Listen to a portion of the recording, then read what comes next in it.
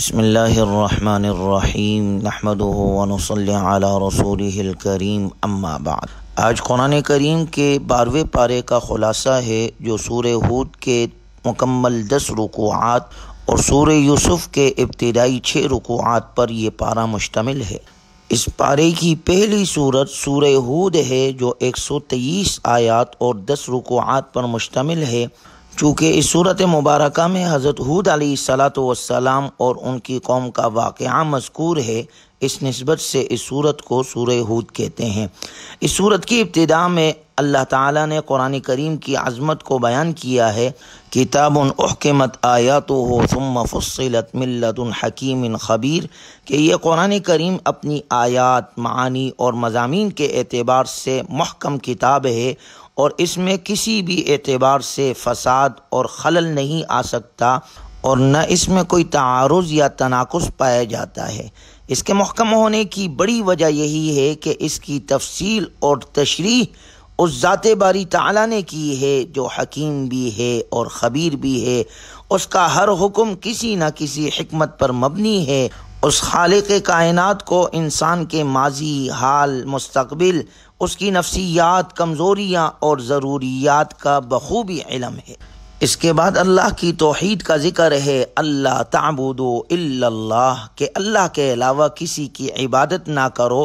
عبادت کے لائق وہی معبود وحدہ لا شریک، صرف اللہ کی ذات ہے جو پوری کائنات کے نظام کو چلانے والا اور ہر مخلوق کو رزق دینے والا ہے۔ وما من دابۃ فی الارض الا علی اللہ رزقها، کہ ساری مخلوق کو رزق دینے والا اللہ ہی ہے، خواہ وہ مخلوق انسان ہو یا جنات، چوپائے ہو یا چرند و پرند، پانی میں رہنے والی مچھلیاں ہو یا کہ زمین میں رینگنے والے کیڑے مکوڑے، سب کی رزق کی ذمہ داری اللہ نے اپنے ذمے لی ہے۔ وہ اللہ خلق السماوات والارض فی 6 ایام، جس نے آسمان اور زمین کو 6 دنوں میں پیدا کیا۔ وکان عرشہ علی الماء لیبلوکم ایکم احسن عملا، اور اس کا عرش پانی پر ہے تاکہ وہ تمہیں جانچے، تمہیں پھرکے کہ تم میں اچھا عمل کون کرتا ہے۔ پورے قرآن کریم میں اللہ نے کہیں نہیں ذکر فرمایا کہ تم میں زیادہ عمل کون کرتا ہے، ہاں یہ ذکر ضرور ہے کہ اچھا عمل کون کرتا ہے۔ الذی خلق الموت والحیات لیبلوکم ایکم احسن عملا، وہ ذات جس نے موت اور زندگی کو بنایا تاکہ وہ تمہیں جانچے، پرکھے، تمہارا امتحان لے، تم میں اچھا عمل کون کرتا ہے۔ اللہ کے ہاں اچھے عمل کی بڑی قدر ہے، چاہے کہ وہ کم ہی کیوں نہ ہو۔ اس کے بعد سورہ ہود کے دوسرے رکوع میں اللہ تعالیٰ نے ذکر فرمایا وَلَئِنْ أَذَقْنَا الْإِنسَانَ مِنَّا رَحْمَةً ثُمَّ نَزَعْنَاهَا مِنْ إِنَّهُ لَيَئُوسٌ کفور، کہ جب انسان پر نعمت آتی ہے تو وہ اتراتا ہے اور جب تکلیف آتی ہے تو انتہائی مایوس ہو کر بجھ جاتا ہے۔ اللہ کے محبوب بندے نعمتوں پر شکر اور تکالیف پر صبر کرتے ہیں، گویا وہ اللہ کے ہر فیصلے پر راضی رہتے ہیں۔ اللہ تعالی ہم میں یہ صفت پیدا فرمائے۔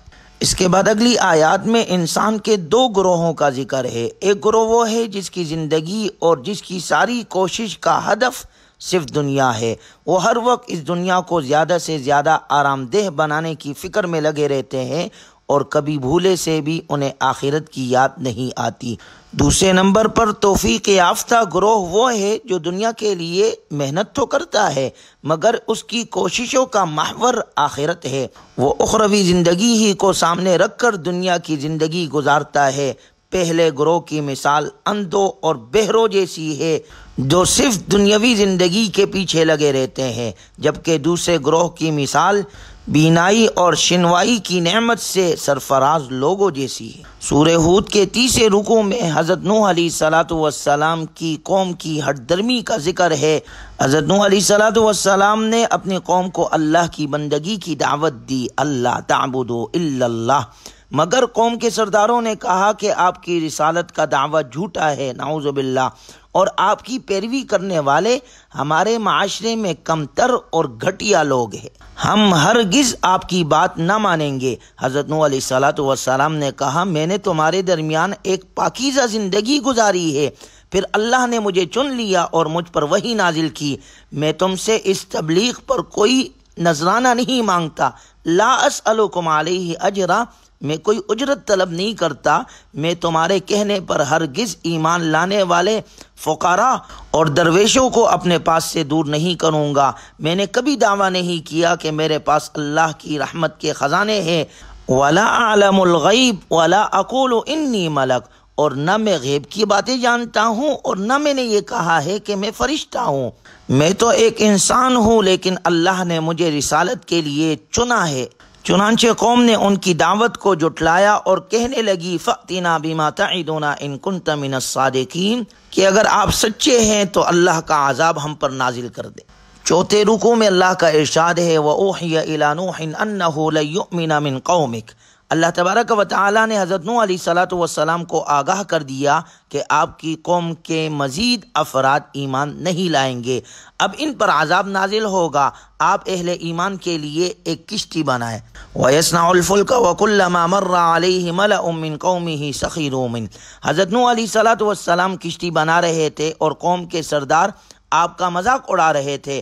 آپ نے فرمایا کہ عن قریب ہم تمہارا مذاق اڑائیں گے، جب اللہ کی طرف سے عذاب کا فیصلہ آئے گا تو آسمان سے بارش نازل ہونا شروع ہوئی، زمین سے پانی ابلنے لگا۔ حضرت نوح علیہ السلام نے تمام اہل ایمان اور ہر مخلوق کے ایک ایک جوڑے کو کشتی میں سوار کر لیا۔ پانی کی مقدار اس قدر بڑھ گئی کہ اس نے ایک ایسے طوفان کی صورت اختیار کر لی جس سے پہاڑ جیسی بلند موجیں پیدا ہو گئی۔ وقال اركبوا فيها بسم الله مجريها ومرساها ان ربي لغفور رحیم، کہا کہ اس میں سوار ہو جاؤ اللہ کے نام سے۔ چنانچہ کشتی میں سوار ہونے والے اہل ایمان محفوظ رہے، باقی پوری قوم پانی میں غرق ہو گئی۔ حضرت نوح علیہ السلام کا بیٹا جو کافر تھا وہ بھی طوفان کے نظر ہو گیا، جس کا علم نوح علیہ السلام کو نہیں تھا۔ نوح علیہ السلام نے اللہ سے کہا ربی ان ابنی من اہلی، اے اللہ اس میں تو میرا بیٹا ہے جو میرے اہل میں سے ہے۔ اللہ تبارک و تعالی نے جواب ذکر کیا قال یا نوح انہ لیس من اہلک، اے نوح وہ آپ کے اہل میں سے نہیں ہے، کیوں؟ انہ عمل غیر صالح، اس کا عمل اچھا نہیں، وہ ایماندار نہیں ہے۔ گویا معلوم یہ ہوا کہ جس انسان کے پاس ایمان نہیں ہے، چجائے کہ وہ پیغمبر کا بیٹا ہے لیکن وہ اللہ کے عذاب سے بچ نہیں سکتا۔ گویا اللہ کے ہاں نجات کا دار و مدار ایمان اور عمل صالح پر ہے، قرابت اور نسب یا عہدے پر نہیں۔ کامیابی اللہ کے ہاں صرف ایمان اور عمل صالح پر ہے۔ اللہ ہماری ایمان کی حفاظت فرمائے اور ہمیں عمل صالح کرنے والا بنائے۔ اس کے بعد 5ویں رکوع میں حضرت ہود علیہ السلام کا ذکر ہے، جس کی نسبت سے اس سورت کا نام سورہ ہود ہے۔ وَإِلَىٰ عَادٍ أَخَاهُمْ هُودًا، حضرت ہود علیہ السلام نے اپنے قوم کو اللہ کی بندگی اور اس سے بخشش مانگنے کی دعوت دی، اور ساتھ میں یہ بشارت بھی سنائی یرسل السماء علیکم مدرارا ویزدکم قوتا الی قوتکم ولا تتولوا مجرمین، کہ اگر تم نے میری بات مان لی تو اللہ تم پر رحمتوں کی بارش برسائے گا اور تمہاری قوت میں اضافہ فرمائے گا۔ قوم نے توہین آمیز انداز میں ان کی بات کو جھٹلایا اور کہا کہ لگتا ہے کہ ہمارے معبودوں نے آپ کے اوپر کوئی برا اثر ڈال دیا ہے۔ حضرت ہود علیہ السلام نے فرمایا کہ گواہ رہو کہ میں تمہارے معبودوں سے براءت کا اعلان کرتا ہوں، میں نے تم تک حق بات پہنچا دی ہے، تم نے اسے نہیں مانا، اب اللہ کی طرف سے عذاب کے لیے تیار ہو جاؤ۔ آخر کار ایک رسوا کن عذاب نے حق بات جھٹلانے والوں کو یعنی قوم عاد کو ہلاک کر دیا۔ وَأُتْبِعُوا فِي هَذِهِ الدُّنْيَا لَعْنَةً وَيَوْمَ الْقِيَامَةِ، اللہ نے دنیا میں بھی ان پر لعنت فرمائی اور قیامت میں بھی ان پر لعنت ہوگی۔ أَلَا إِنَّ عَادًا كَفَرُوا رَبَّهُمْ أَلَا بُعْدًا لِعَادٍ قَوْمِ ہود۔ اس کے بعد 6 رکوع میں اللہ تبارک و تعالی نے قوم سمود کی بربادی کا ذکر کیا ہے۔ ان کی طرف حضرت صالح علیہ السلام پیغمبر بن کر آئے اور انہوں نے اپنی قوم کو توحید کی دعوت دی، لیکن قوم نے آباء و اجداد کے من گھڑت معبودوں کو چھوڑنے سے انکار کر دیا۔ اللہ نے اپنی قدرت کی نشانی کے طور پر ان کا منہ مانگا معجزہ ان کے سامنے دکھلایا کہ پہاڑ سے ایک اونٹنی پیدا فرمائی اور انہیں کہا گیا لا تمسوها بسوء فیأخذکم عذاب قریب، کہ اس اونٹنی کو بری نیت سے ہاتھ نہ لگانا۔ قوم نے اونٹنی کو ہلاک کر دیا 3 دن بعد اللہ کا عذاب آیا۔ وَأَخَذَ الَّذِينَ ظَلَمُوا الصَّيْحَةُ فَأَصْبَحُوا فِي دِيَارِهِمْ جَاثِمِينَ۔ ان کو ایک چنگال نے آ پکڑا جس کے نتیجے میں وہ اپنے گھروں میں اس طرح اوندے پڑے رہ گئے کأن لم یغنوا فیہا، جیسے کبھی وہاں بسے ہی نہ تھے۔ اس کے بعد 7ویں رکوع میں اللہ تبارک و تعالیٰ نے حضرت ابراہیم علیہ السلام اور قوم لوط کا ذکر کیا ہے کہ اللہ تعالیٰ نے فرشتے 2 کام کے لیے بھیجے۔ ایک یہ کہ وہ ابراہیم علیہ السلام کو یہ خوشخبری دے کہ ان کے ہاں بیٹا ہوگا، فبشرناہا باسحاق ومن وراء اسحاق یعقوب۔ حضرت ابراہیم علیہ السلام کو خوشخبری دی گئی کہ ان کے ہاں بیٹا ہوگا اور بیٹے کے بعد ان کا پوتا بھی ہوگا، اور دونوں کے نام بھی اللہ نے بتائے، بیٹے کا نام اسحاق اور پوتے کا نام یعقوب ہوگا علیہم السلام۔ حضرت ابراہیم علیہ السلام کی زوجہ نے جب یہ سنا کہنے لگی یا ویلتا اَأَلِدُ وَأَنَا عَجُوزٌ وَهَذَا بَعْلِي شَيْخًا، میرے ہاں بیٹا کیسے پیدا ہوگا جبکہ میں بانجھ ہوں اور میرے شوہر بوڑھے ہیں؟ یہ تو بڑی عجیب بات ہے۔ فرشتے کہنے لگے قالوا اتعجبین من امر اللہ، کیا آپ اللہ کے حکم پر تعجب کر رہی ہے؟ رحمت اللہ وبرکاتہ علیکم اہل البیت، آپ جیسے مقدس گھرانے پر اللہ کی رحمت اور برکتیں ہی برکتیں ہیں۔ انہ حمید مجید، بے شک وہ اللہ ہر تعریف کا مستحق ہے، بڑی شان والا ہے۔ حضرت ابراہیم علیہ السلام کو خوشخبری دینے والے یہی فرشتے یہاں کے بعد حضرت لوط علیہ السلام کے پاس پہنچے، جو خوبصورت لڑکوں کی شکل میں تھے۔ چونکہ حضرت لوط علیہ السلام کی قوم ہم جنس پرستی کے گناہ میں مبتلا تھی، لڑکوں کی آمد کی اطلاع پا کر قوم بڑی خوش ہوئی اور آ کر حضرت لوط علیہ السلام کے گھر کو گھیر لیا۔ حضرت لوط علیہ السلام نے قوم کو شرمناک فعل کے ارادے سے باز آنے کی تلقین کی، لیکن قوم نے ان کی بات نہیں مانی۔ لوط علیہ السلام کہنے لگے الیس منکم رجل الرشید، کیا تم میں کوئی ایک بھی بھلا آدمی نہیں ہے؟ فرشتوں نے لوط علیہ السلام سے کہا انا رسول ربک لن یصلوا الیک، ہم آپ کے رب کی طرف سے بھیجے ہوئے فرشتے ہیں، یہ کافر لوگ ہرگز ہم تک رسائی حاصل نہیں کر سکیں گے۔ فَأَسْرِ بِأَهْلِكَ بِقِطْعٍ مِّنَ اللَّيْلِ وَلَا يَلْتَفِتْ مِنْكُمْ أَحَدٌ إِلَّا امْرَأَتَكَ، لہٰذا آپ رات کے کسی بھی حصے میں اپنے گھر والوں کو لے کر بستی سے روانہ ہو جائے، اور آپ میں سے کوئی بھی پیچھے مڑ کر نہ دیکھے، ہاں مگر آپ کی بیوی، وہ آپ کے ساتھ نہیں جائے گی۔ چونکہ لوط علیہ السلام کی بیوی کی ہمدردیاں فاسق قوم کے ساتھ تھی، وہ قوم کے ساتھ عذاب سے دوچار ہوئی کیونکہ وہ کافرہ تھی۔ اللہ نے اس قوم کی بستیوں کو الٹ دیا۔ وَأَمْطَرْنَا عَلَيْهَا حِجَارَةً مِّن سِجِّيلٍ مَّنضُودٍ، اور ان پر پکی مٹی کے تہ بتہ پتھر برسائے۔ اس کے بعد 8ویں رکوع میں قوم شعیب پر عذاب کا ذکر ہے۔ حضرت شعیب علیہ السلام نے بھی اپنے قوم کو دعوت دی، یا قوم اعبدوا اللہ ما لکم من الہ غیرہ، اے میری قوم اللہ کی عبادت کرو اور شرک کو چھوڑ دو، اور اس کے ساتھ قوم سے کہا لا تنقصوا المکیال والمیزان انی اراکم بخیر، ناپ تول میں کمی نہ کرو بلکہ اوفوا الکیل والمیزان، ناپ تول کو پورا کرو، ولا تبخسوا الناس اشیاءہم، لوگوں کو ان کی چیزیں گھٹا کر مت دو، ولا تعثوا فی الارض مفسدین، زمین میں فساد مت کرو۔ گویا جو لوگ ناپ تول میں کمی کرتے ہیں، لوگوں کے حقوق کو مارتے ہیں، وہ زمین میں فساد پھیلاتے ہیں۔ آج ہمارے معاشرے کے اندر بھی یہ گناہ بہت عام ہے۔ اللہ تعالی ہمیں صحیح طور پر حقوق اللہ اور حقوق العباد ادا کرنے والا بنائے۔ چنانچہ قوم شعیب نے جب شعیب علیہ السلام کی دعوت کو ٹکرایا تو اللہ تبارک و تعالی نے ان کو بھی پکڑا اور ان کو زلزلے کے ذریعے سے تباہ کر دیا گیا۔ 9ویں رکوع میں حضرت موسیٰ علیہ السلام کا ذکر ہے وَلَقَدْ أَرْسَلْنَا مُوسَىٰ بِآيَاتِنَا وَسُلْطَانٍ مُبِينٍ، کہ موسیٰ علیہ السلام اللہ کی نشانیاں لے کر فرعون کی طرف آئے اور آل فرعون کو توحید کی دعوت دی۔ آل فرعون نے حضرت موسیٰ علیہ السلام کی بات نہیں مانی بلکہ فَاتَّبَعُوا أَمْرَ فرعون، انہوں نے فرعون کی اتباع کی، اور وہ روز قیامت فرعون کے پیچھے پیچھے آئیں گے اور وہ انہیں جہنم کے اندر لا کر گرائے گا۔ چنانچہ ان تمام اقوام کا ذکر کرنے کے بعد اللہ کا ارشاد ہے ذَلِكَ مِنْ أَنْبَاءِ الْقُرْآنِ نَقُصُّهُ عَلَيْكَ مِنْهَا قَائِمٌ وَحَصِيدٌ، یہ حالات و واقعات غیب کی خبروں میں سے ہیں جو ہم آپ کی طرف بھیجتے ہیں۔ اس سے پہلے نہ تو آپ ان کو جانتے تھے اور نہ ہی آپ کی قوم جانتی تھی۔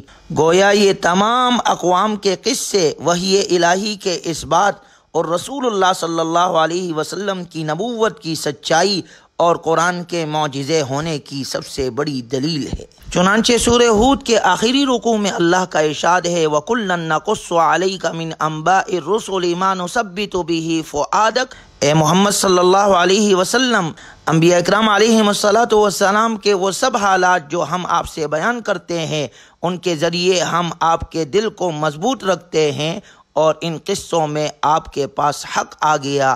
وَمَوْعِظَةٌ وَذِكْرَىٰ لِلْمُؤْمِنِينَ، اور مؤمنوں کے لیے اس میں نصیحت اور عبرت ہے۔ اس کے بعد سورہ یوسف ہے جو 111 آیات اور 12 رکوعات پر مشتمل ہے۔ اس صورت مبارکہ میں حضرت یوسف علیہ السلام کا واقعہ بڑی تفصیل کے ساتھ بیان ہوا ہے۔ اس نسبت سے اس صورت کا نام سورہ یوسف ہے، اور اس صورت کی یہ خصوصیت ہے کہ اس میں یوسف علیہ السلام کا پورا واقعہ ایک ہی تسلسل میں تفصیل کے ساتھ ذکر کیا گیا ہے، اور تقریباً پوری صورت اس کے لیے وقف ہے، اور یہ واقعہ کسی اور صورت میں نہیں آیا۔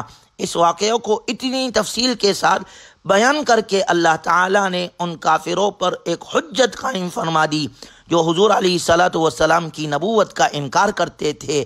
یہ بات ان پر بھی واضح تھی کہ اس واقعے کا علم ہونے کا آپ کے پاس کوئی ذریعہ نہ تھا، لہٰذا یہ تفصیل آپ کو وحی الہی کے علاوہ کسی اور طریقے سے حاصل نہیں ہو سکتی تھی۔ اس کے علاوہ مکہ مکرمہ میں حضور علیہ السلام اور آپ کے صحابہ کرام رضی اللہ عنہم اجمعین کو کفار مکہ کی طرف سے جن تکلیفوں کا سامنا کرنا پڑا، اس کے پیش نظر اس واقعے میں آپ کے لیے تسلی کا بھی بڑا سامان تھا کہ حضرت یوسف علیہ السلام اپنے بھائیوں کی سازش کے نتیجے میں بڑے سخت حالات سے گزرے، لیکن آخر کار اللہ تعالیٰ نے انہی کو عزت، شوکت اور سربلندی عطا کی اور وقت کا بادشاہ اور وقت کا نبی بنا دیا۔ جن لوگوں نے انہیں تکلیفوں کا نشانہ بنایا تھا، ان سب کو ان کے آگے جھکنا پڑا۔ اسی طرح ہمارے پیغمبر امام الانبیاء خاتم النبیین محمد الرسول اللہ صلی اللہ علیہ وسلم اگرچہ مکہ مکرمہ میں آپ علیہ السلام کو تکلیفیں اٹھانی پڑی اور آپ علیہ السلام کو مکہ چھوڑنا پڑا، لیکن آخر کار یہ سازشی لوگ آپ ہی کے سامنے جھک گئے اور حق غالب ہو کر رہ گیا۔ اللہ تبارک و تعالی نے آپ علیہ السلام کو بھی عروج عطا کیا، یہاں تک کہ آپ علیہ السلام پہلی اسلامی مملکت کے سربراہ بن گئے۔ جب مکہ فتح ہوا تو اہل قریش آپ کے سامنے شرمندہ ہوئے، انہیں آپ علیہ السلام کے سامنے جھکنا پڑا۔ اللہ تبارک و تعالی نے آپ علیہ السلام کو پورا اختیار عطا کیا، لیکن اس موقع پر آپ علیہ السلام نے فرمایا میں تم سے وہی بات کہتا ہوں جو میرے بھائی یوسف علیہ السلام نے اپنے بھائیوں سے کہی تھی، لا تثریب علیکم اليوم، جاؤ تم آزاد ہو، تم پر کوئی الزام نہیں۔ حضرت یوسف علیہ السلام کے قصے کو خود قرآن کریم نے احسن القصص قرار دیا ہے، کیونکہ اس قصے میں جتنی عبرتیں اور نصیحتیں پائی جاتی ہے وہ شاید ہی کسی دوسرے قصے میں پائی جاتی ہو۔